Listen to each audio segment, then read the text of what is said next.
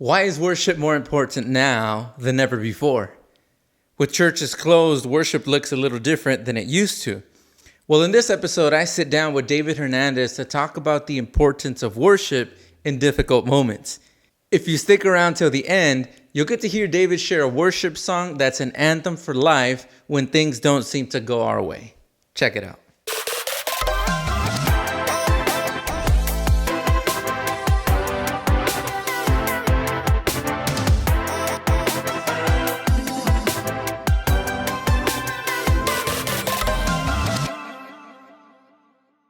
All right, hey guys, my name is Josue. Welcome back to Questions Unanswered. Today, I have my friend David Hernandez with me. We aren't related. We just happen to have the same last name, but it's really cool to have you with us, man.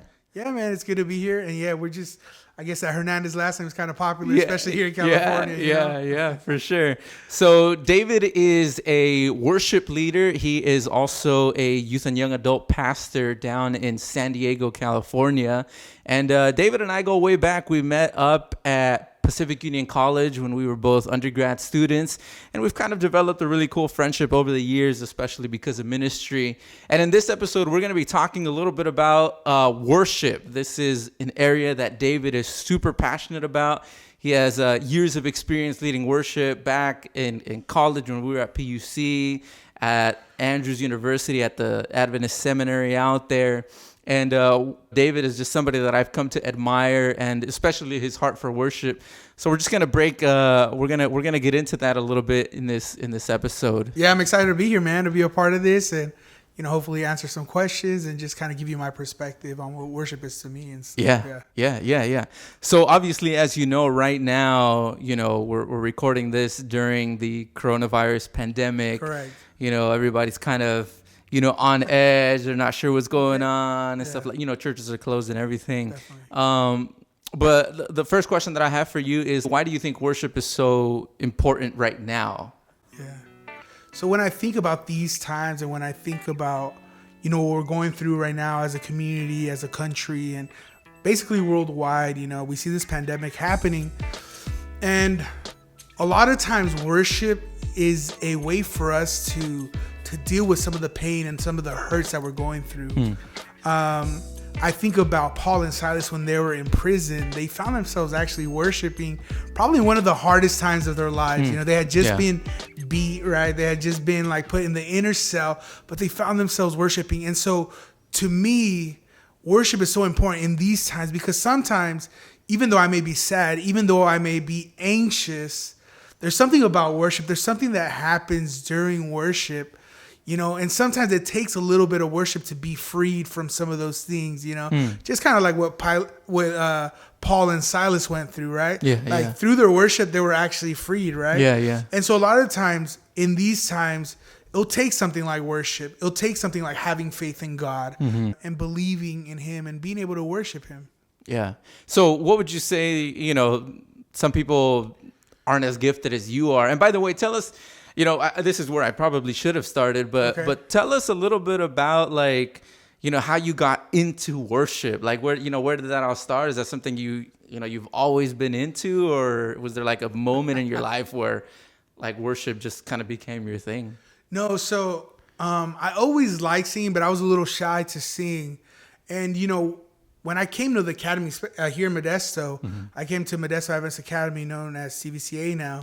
And in high school, I kind of started getting into it with some of the other guys like Michael McPio and some of these other guys. And so worship really became something that I really loved to do just because I liked to sing before I got into worship.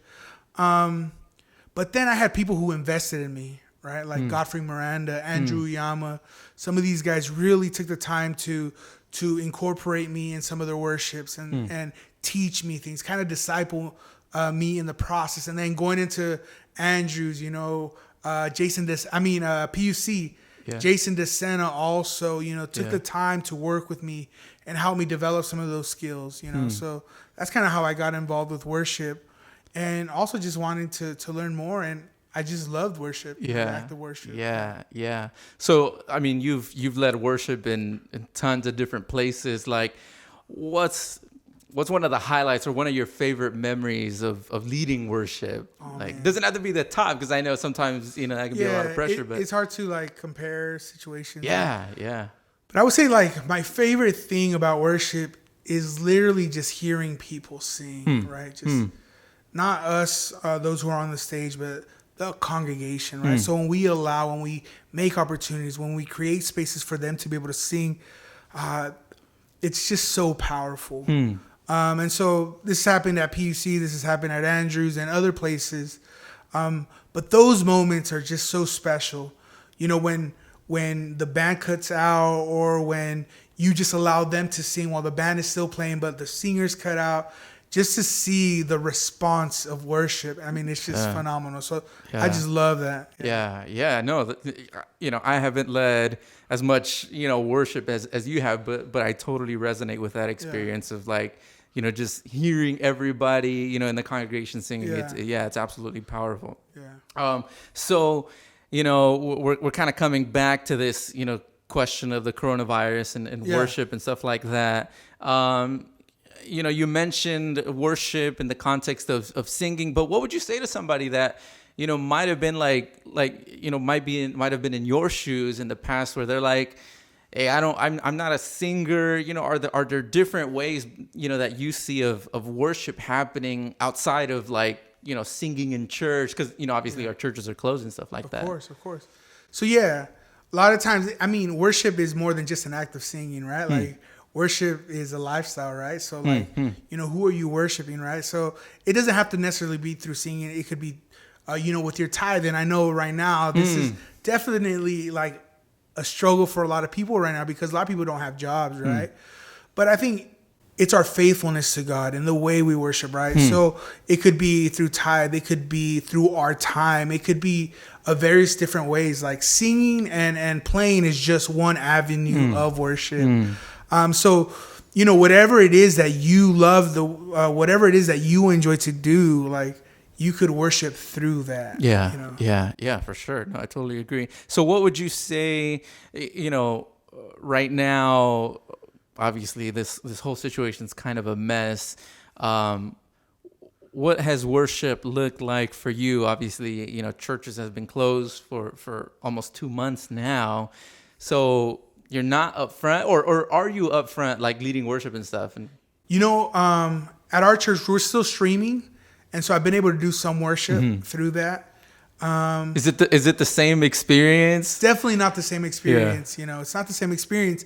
But there's something so special about it, because even though people are not in your congregation, like that they're still singing wherever they're at. They're still enjoying that music. So I think that's special. So a lot of times the initial, like the first few like words that you say when you're trying to get the congregation to interact, and that they're not there, but then you get past that and you're like, you know what? I know that they're there. They're just not here, right? And so like you've heard a lot of people say that like the church isn't the building, and like it's almost becoming almost cliche-ish, right? But it's so true, right? Like the church isn't the building, it's actually the people. And so knowing that someone is watching on the other side and worshiping and maybe just needing that song, there's been a couple of times where people text me like, I really needed that. Your song service today was like really hit home, So that's been one of the ways for myself. If you are a musician, if you are a singer, just declare some of those promises that you have in some of the songs that For me, I was sick for a while. I told you I was sick for about a month and a half. Yeah. And I just had a cough, and thank God it wasn't the coronavirus. But I had I had some congestion. And so like the song that I kept singing to God was like, "It's your breath in my lungs," like that song just became so real to me. Yeah. So like there are different promises. These songs are written so beautifully. You have the hymns, you have the new praise and worship songs. Like, I mean, we just have so much to choose from, so find a song that you really like, and praise God with that, or declare something, I'm no longer a slave to fear. Like there are specific songs that during these times, we got to be claiming. Yeah, dude, that's awesome. Yeah, I had, that's a really cool experience that you have there of of being able, like, when the words of a song speak to your current Yeah. situation. Yeah. Dude, that's totally powerful. Yeah, all right. So before we wrap up, I want to ask you one last question. What's a text, a Bible verse, something that, like, that you've been thinking about a lot right now? So right now, the text that comes to mind, it's found in Exodus 13, I believe, and it's where the Israelites had come out of Egypt, right?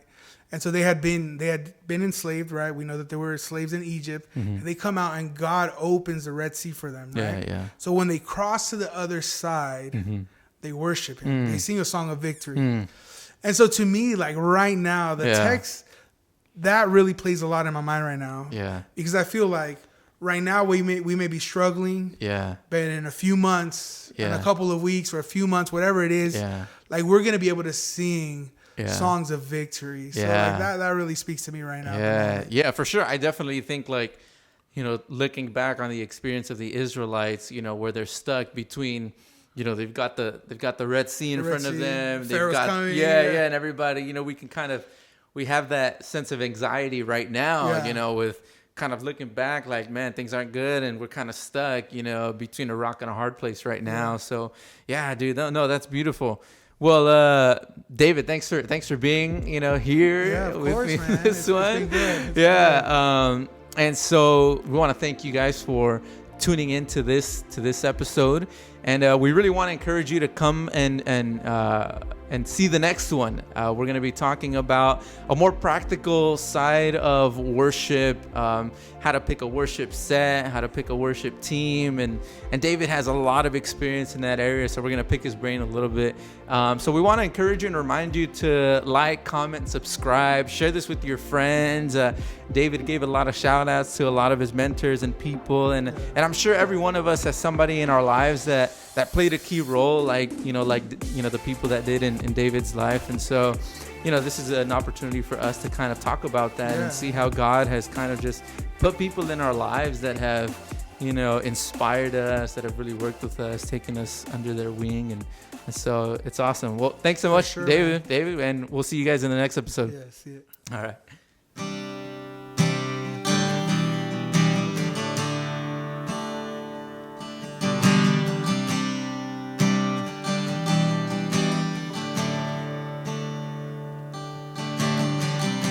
The reign of darkness now has ended in the kingdom of light, in the kingdom of light. Forever under your dominion, you're the king of my life, you're the king of my life. You reign above it all, you reign above it all, over the universe and over every heart. There is no other name. Jesus, you reign above it all.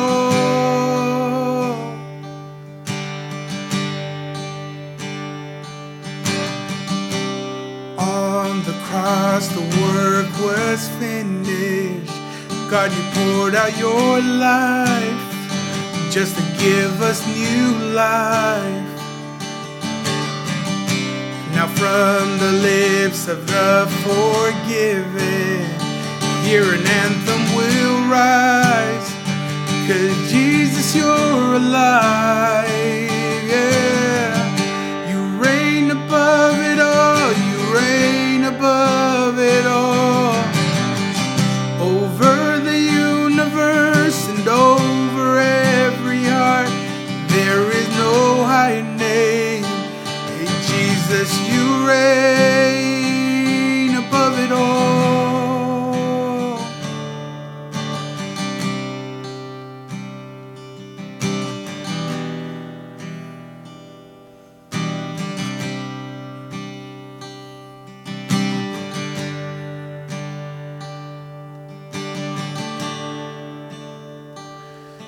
Sent the darkness running out of an empty grave.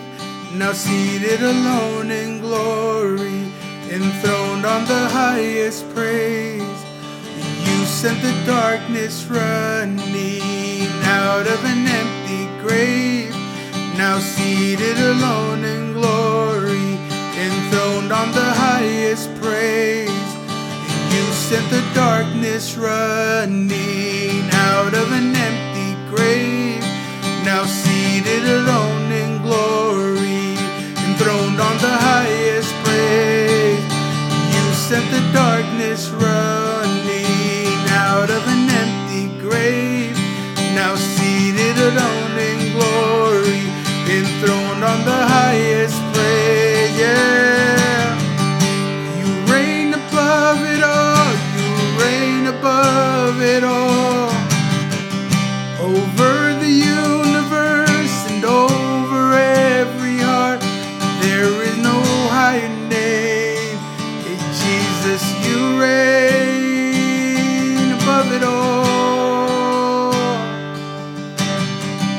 Jesus, you reign above it all.